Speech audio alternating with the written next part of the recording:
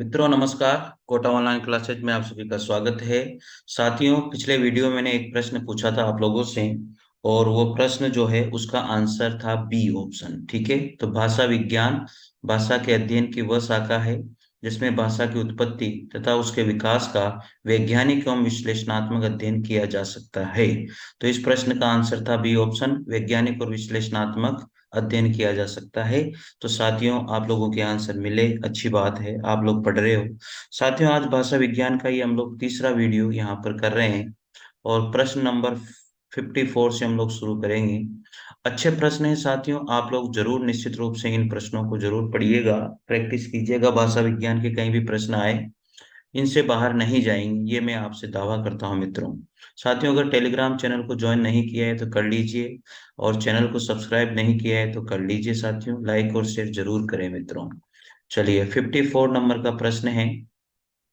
राजभाषा अधिनियम 1976 के अनुसार हिंदी प्रयोग की दृष्टि से देश के राज्यों का कितने श्रेणियों में बांटा जा सकता है। साथियों, राजभाषा अधिनियम 1976 के अनुसार हिंदी प्रयोग की दृष्टि से देश के राज्यों को कितनी श्रेणियों में बांटा जा सकता है।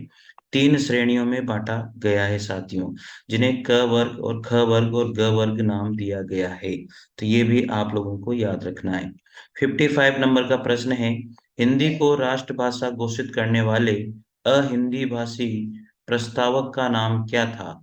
हिंदी को राष्ट्रभाषा घोषित करने वाले अहिंदी भाषी प्रस्तावक का नाम क्या रहा है। गोपाल स्वामी आयंगर रहा है। क्या रहा है साथियों? गोपाल स्वामी आयंगर। तो प्लीज आप लोग इसको जरूर अच्छे से नोट कर लीजिएगा। अगली बात मैं यहाँ पर करूंगा, भारत के संविधान में हिंदी को राजभाषा की जो मान्यता दी गई है साथियों, वो 14 सितंबर 1949 ईस्वी को दी गई थी। जो हिंदी को संविधान में हिंदी को जो है राजभाषा की मान्यता 14 सितंबर 1949 में दी गई थी साथियों। साथियों, मस्त और स्वस्थ रहिए और पढ़ते रहिए। साथियों, ये बढ़िया प्रश्न है, जरूर चैनल को सब्सक्राइब कीजिए, लाइक कीजिए साथियों। 1937 में वर्धा में अखिल भारतीय शैक्षिक सम्मेलन का आयोजन किसकी अध्यक्षता में किया गया था।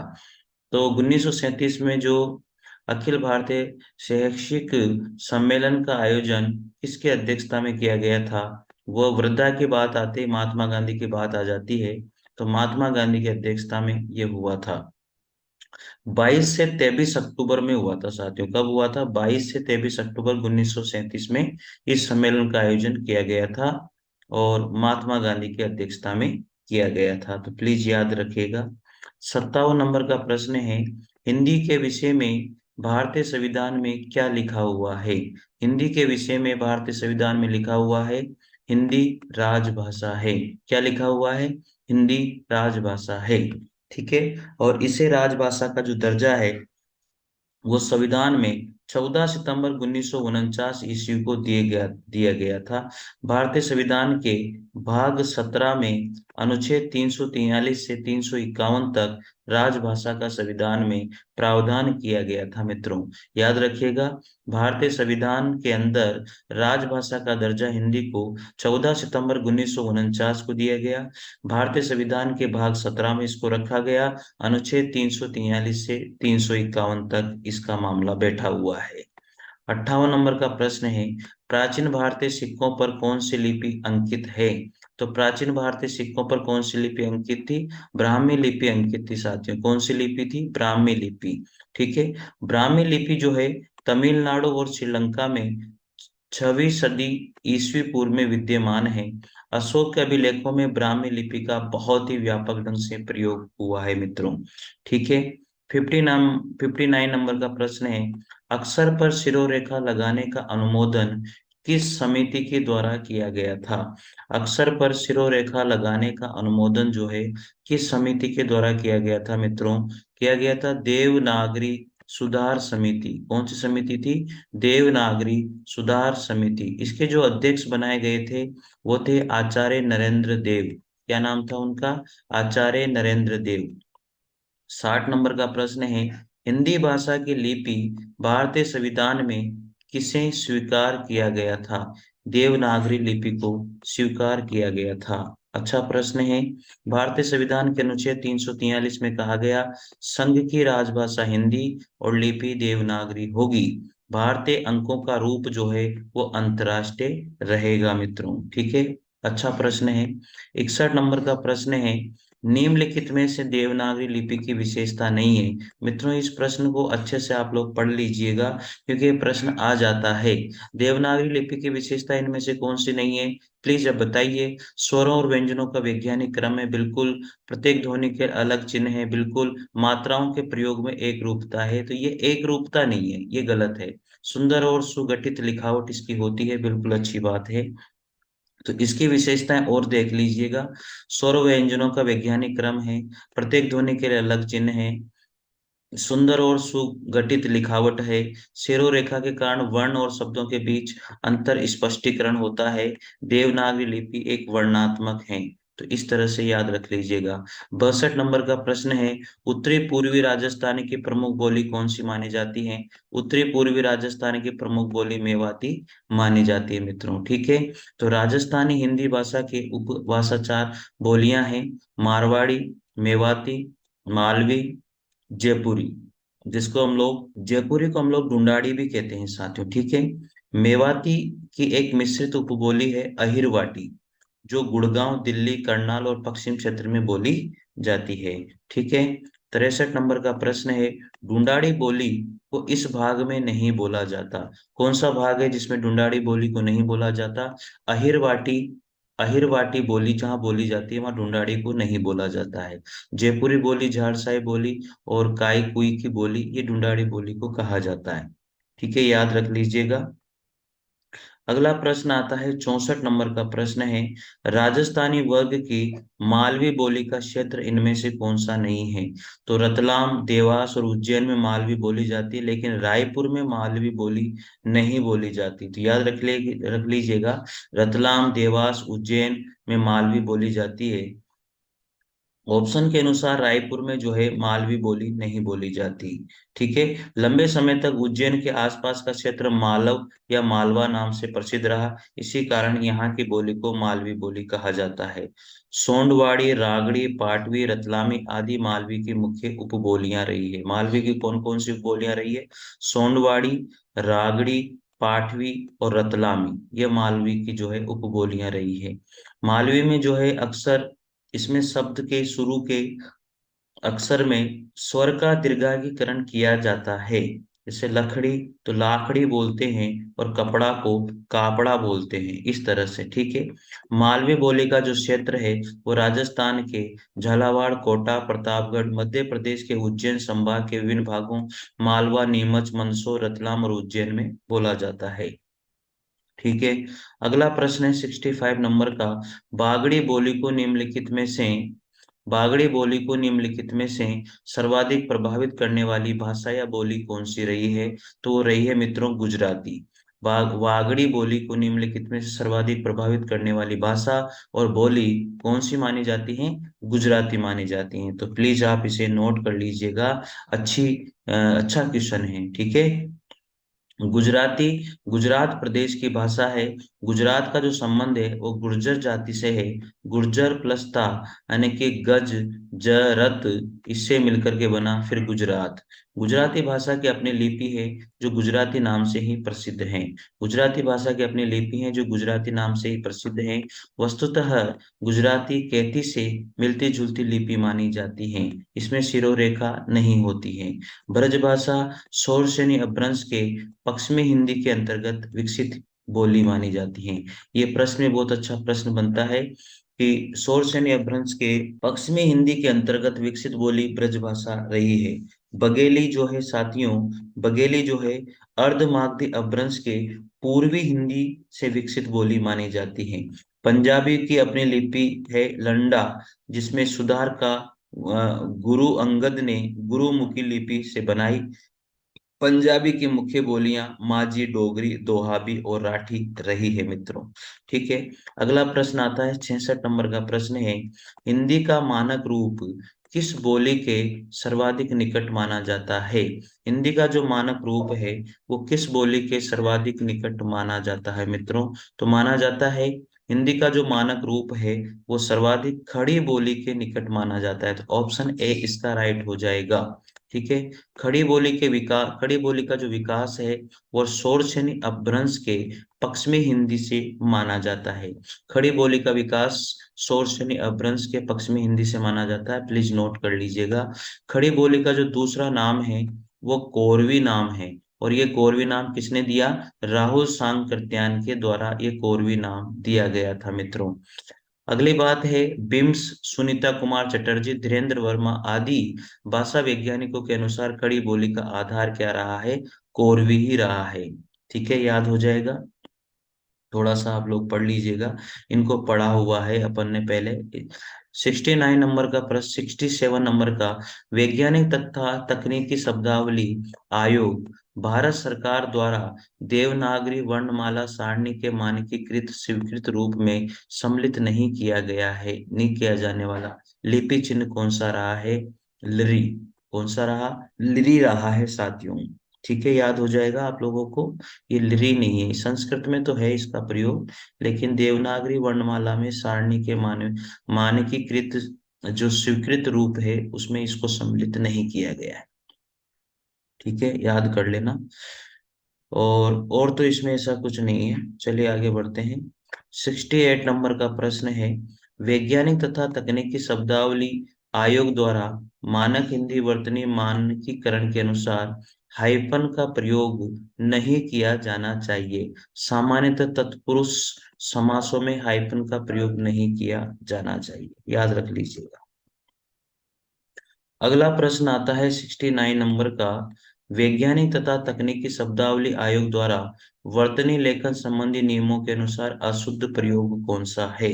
वैज्ञानिक तथा तकनीकी शब्दावली आयोग द्वारा वर्तनी लेखन संबंधी नियमों के अनुसार अशुद्ध प्रयोग कौन सा है? तो अशुद्ध प्रयोग है, देखे, खड़ी पाई वाले व्यंजनों का संयुक्त रूप खड़ी पाई को काटकर बनाया जाना चाहिए। पूर्वकालिक प्रत्यय कर क्रिया से मिलाकर लिखा जाए। द व अ के संयुक्ताक्षर हल लिपि संकेत रूप में बनाए जाए, और तक अव्यय सदैव पूर्ववर्ती शब्द के साथ लिखा जाए। ये गलत है। ये क्या है साथियों, इसको देख लेते हैं। देखो, वैज्ञानिक तथा तकनीकी शब्दावली आयोग द्वारा वर्तनी लेखन संबंधी नियमों के अनुसार अशुद्ध प्रयोग में तक अव्यय सदैव पूर्ववर्ती शब्दों के साथ लिखा जाए। सही, बाकी सारे विकल्प सही है, ये गलत है। चलिए 70 नंबर का प्रश्न है, राजस्थानी भाषा के संबंध में असंगत कौन सा है? देखो, राजस्थानी भाषा के संबंध में संगत, ख ध्वनि के लिए प्राचीन राजस्थानी साहित्य में प्राय श लिपि चिन्ह का प्रयोग हुआ, राइट है। डॉक्टर भोलानाथ तिवारी राजस्थानी का संबंध शोरशेनी के रूप के एक रूप नागर अपभ्रंश से मानते हैं। राजस्थानी को मरु भाषा, मरुबानी आदि भी कहा जाता है, बिल्कुल राइट है। तो ये तो तीनों ऑप्शन राइट है भैया। ठीक है, तो फिर फोर्थ ऑप्शन ही गलत है। राजस्थानी भाषा भाषी क्षेत्र वर्तमान राजस्थान की भौगोलिक सीमा तक सीमित है, ये गलत है। ठीक है, ये याद कर लेना भाई। देखो, इसको पढ़ लो, अच्छा है रहेगा। राजस्थानी राजस्थानी भाषा जो है शोर सैनी अपभ्रंश से विकसित हुई है। एक तो ये बात याद कर लीजिएगा कि राजस्थानी जो है किससे विकसित हुई? शोर सैनी अपभ्रंश से। ये राजस्थान में, मालवा जनपद में, सिंध में और पाकिस्तान से पंजाब तक इसको बोला जाता है। राजस्थान, मालवा जनपद, सिंध और पाकिस्तान से पंजाब तक। ये भाषा भारत में लगभग 9 करोड़ लोगों द्वारा बोली और पढ़ी और लिखी जाती है। राजस्थानी हिंदी जो है उपभाषा ट वर्ग बहुला उपभाषा है। राजस्थानी हिंदी उपभाषा ट वर्ग बहुला उपभाषा मानी जाती है। इसमें पुल्लिंग एक वचन शब्द प्राय औकारांत होते हैं, जैसे हुक्को, तारो आदि। पुल्लिंग अथवा स्त्रीलिंग शब्दों के बहुवचन के अंत में आंग का प्रयोग किया जाता है, तारा, राता, इस तरह से। हो जाएगा याद। 1991 ईस्वी से वह 2000 ईस्वी तक भारत की जनगणना के अनुसार निम्न बोलियां आधुनिक राजस्थानी भाषा के प्राथमिक वर्गीकरण के अंतर्गत आती थी। मारवाड़ी बोली, हाड़ौती बोली, मेवाड़ी बोली, ढूंढाड़ी बोली, शेखावाटी और मेवाती बोलियां। डॉक्टर गिरेसन के अनुसार राजस्थानी की 5 उपबोलियां मानी गई हैं। पश्चिमी राजस्थानी मारवाड़ी, उत्तरी पूर्वी राजस्थानी मेवाड़ी, अहिरवाटी, मध्य पूर्वी को या पूर्वी को राजस्थानी ढूंढाड़ी हाड़ौती कहते हैं। दक्षिणी पूर्वी को राजस्थानी मालवी और दक्षिणी राजस्थानी को निमाड़ी बोली कहा जाता है। इस तरह से भी पढ़ लीजिएगा थोड़ा सा। 71 नंबर का प्रश्न है, हिंदी यानी कि 17 बोलियां का उद्भव और अपभ्रंश के किस रूप से संबंध नहीं है? तो पेशा से अपभ्रंश से कोई संबंध इसका नहीं माना जाता। देखिएगा, शोरसेनी अपभ्रंश से पश्चिमी हिंदी, राजस्थानी हिंदी, गुजराती। पेशा से अपभ्रंश से पंजाबी लहंदा। ब्राह्मण अपभ्रंश से सिंधी। कस अपभ्रंश से पहाड़ी। महाराष्ट्र अपभ्रंश से मराठी। अर्ध अपभ्रंश से पूर्वी हिंदी अर्ध मागधी से। और मागधी अपभ्रंश से बिहारी, उड़िया, बांग्ला और असमिया रही है। पश्चिमी हिंदी से खड़ी बोली जिसको कोरवी भी कहते हैं, हरियाणवी जिसको बांगरू भी कहते हैं, ब्रजभाषा बुंदेली, कन्नौजी रही है। अब राजस्थानी हिंदी से मारवाड़ी, जयपुरी, ढूंढाड़ी, मेवाती, मालवी। पहाड़ी हिंदी से कुमाऊनी, गढ़वाली। ठीक है। पहाड़ी हिंदी से, पूर्वी हिंदी से अवधी, बघेली, छत्तीसगढ़ी। बिहारी से भोजपुरी, मगही और मैथिली रही है। ठीक है भाई, अच्छी बात है ना। 72 नंबर का प्रश्न है, ब्रज भाषा का स्थानीय रूप इनमें से कौन सा नहीं माना जाता? तो जादो बाटी, डांगी और सिकरवाड़ी तो माना जाता है, लेकिन यहाँ पर सिपाड़ी जो है ये ब्रज भाषा का स्थानीय रूप नहीं माना जाता है। इसे आप थोड़ा सा देख लीजिएगा। ठीक है। 73 नंबर का प्रश्न है, भोजपुरी बोली के संबंध में असत्य कथन इनमें से कौन सा है? तो दक्षिणी भोजपुरी भोजपुरी का प्रतिष्ठित रूप है, राइट है। दक्षिणी भोजपुरी जो है भोजपुरी का प्रतिष्ठित रूप है, बिल्कुल राइट है। भोजपुरी बोली की उत्पत्ति अर्धमागधी अपभ्रंश से मानी जाती है, ये गलत है। जो भोजपुरी बोली है अर्धमागधी अपभ्रंश से मानी जाती है, गलत है। भोजपुरी बोली का जो विकास है वो मागधी अपभ्रंश के बिहारी हिंदी से हुआ है। किससे हुआ है? बिहारी हिंदी से। ठीक है। भोजपुरी बोली के लिए नागरी और कैथी लिपि का प्रयोग होता है, ये भी बिल्कुल राइट है। भोजपुरी बोली का जो क्षेत्र है गोरखपुर, बनारस और बलिया रहा है। भोजपुरी बोली का क्षेत्र गोरखपुर, बनारस और बलिया रहा है, अच्छा है। ठीक है। 74 नंबर का प्रश्न आता है, मराठी भाषा की लिपि क्या है? मराठी भाषा की लिपि जो है क्या है? देवनागरी लिपि है। मराठी भाषा की कौन सी लिपि है? देवनागरी लिपि। तो यहाँ थोड़ा सा ये पढ़ लीजिएगा, याद हो जाना चाहिए। भारतीय संविधान के 8वीं अनुसूची में 22 भाषाओं को शामिल किया गया है। मलयालम का भाषा लिपि मलयालमी है, मराठी की देवनागरी, नेपाली की देवनागरी, उड़िया की लिपि उड़िया है, पंजाबी की गुरुमुखी है, उर्दू की अरबी फारसी है, बंगाली की बांग्ला है और हिंदी की देवनागरी है। इस तरह से आप याद कर लीजिएगा। 75 नंबर का प्रश्न है, राजभाषा आयोग का गठन किसके अध्यक्षता में किया गया है? तो राजभाषा आयोग का गठन साथियों बीजी खेर के अध्यक्षता में किया गया है, ये अच्छा प्रश्न है, पूछा जा सकता है।